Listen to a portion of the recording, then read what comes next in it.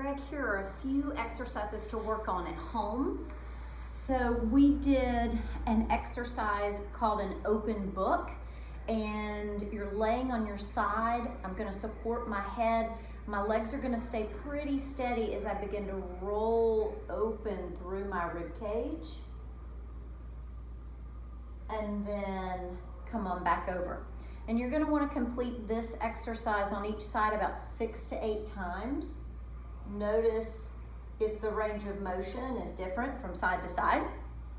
And then we also did an exercise laying on your side where you had one leg lifted to about just off of the bottom leg. And the idea is kind of like a running pattern. You're taking the knee forward and then taking the thigh back.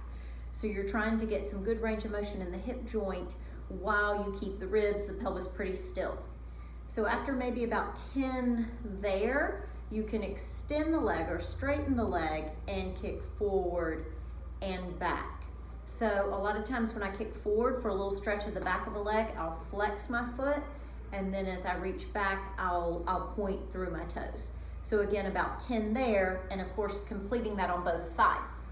So some of the rolling work that we did just around that hip in general was we positioned ourselves pretty much on the roller right above that bony landmark of the greater trochanter. So it's pretty much on the side of the pelvis where I'm in soft tissue or muscle tissue, and you can kind of roll forward and roll back, and that's just freeing up around kind of the hip joint in general.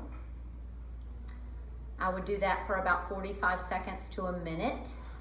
We did some rolling on the lateral quadriceps and hamstrings. So that is just mainly front and back of the thigh, but kind of biasing your weight towards the side, not directly on the side of the leg, not the IT band, but kind of just towards the side of the front of the thigh and then the back of the thigh. And I'm taking my time working through the tissues. So not just rolling really quickly back and forth, but having the opportunity to let those muscles release.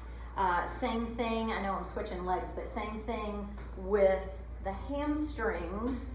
You're going to definitely support with your legs, but with your hands, but you're gonna work down the side or more towards the side of the hamstrings.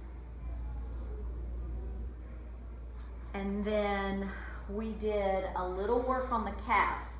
So you can have the leg set up on the roller.